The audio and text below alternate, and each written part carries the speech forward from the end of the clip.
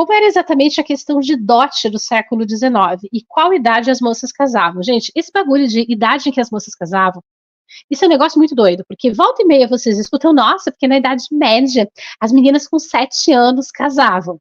Sim, meninas nobres, porque existia um hábito de a noiva nobre se fechava o contrato de casamento, ela era mandada para viver com a família do noivo, para se adaptar com os costumes da família, e não que fosse, né, muita coisa, mas o casamento só era de fato celebrado e consumado depois que ela tivesse a primeira menstruação.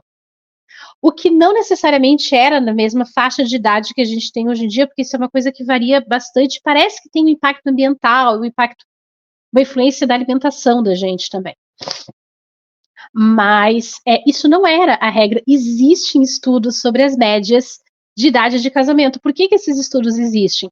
Porque casamento era uma coisa certificada cartorialmente.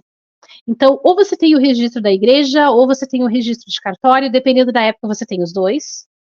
Então, idade com que as moças se casavam? Na faixa dos 20 anos.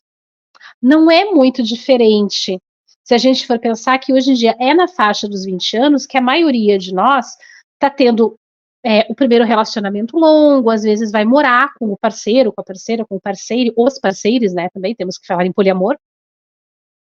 Não é muito diferente. O que tem de diferente é que a gente dá uma variada no cardápio para escolher antes de amarrar nosso burrinho em definitivo. E a gente pode fazer o que o senhor Modisto e eu fizemos, que foi um test drive antes de decidir assinar o papelzinho do casamento. A questão do dote. O dote era uma prática que se origina com as famílias ricas, principalmente com as famílias da nobreza. E depois as famílias burguesas vão começar a adotar a ideia de dote também como uma maneira de conseguir casamentos melhores para suas filhas através desse estímulo financeiro. Mas o dote não era necessariamente só dinheiro ou títulos. Entre famílias mais humildes, dote podia ser o que se chamava de tralha de cozinha, panelas, um fogão a lenha, podia ser uma vaca, 2 porcos que a noiva levava no casamento. A ideia do dote atendia 2 coisas. Dar um start financeiro para a família que estava começando e também proteger a mulher, por incrível que pareça. Porque em muitos países, em muitos reinos, dependendo do motivo pelo qual houvesse a dissolução do casamento, a mulher tinha o direito de pleitear na justiça a devolução do seu dote. Então, se o casamento fosse dissolvido, se ela fosse abandonada pelo marido, ela não ficava financeiramente desamparada.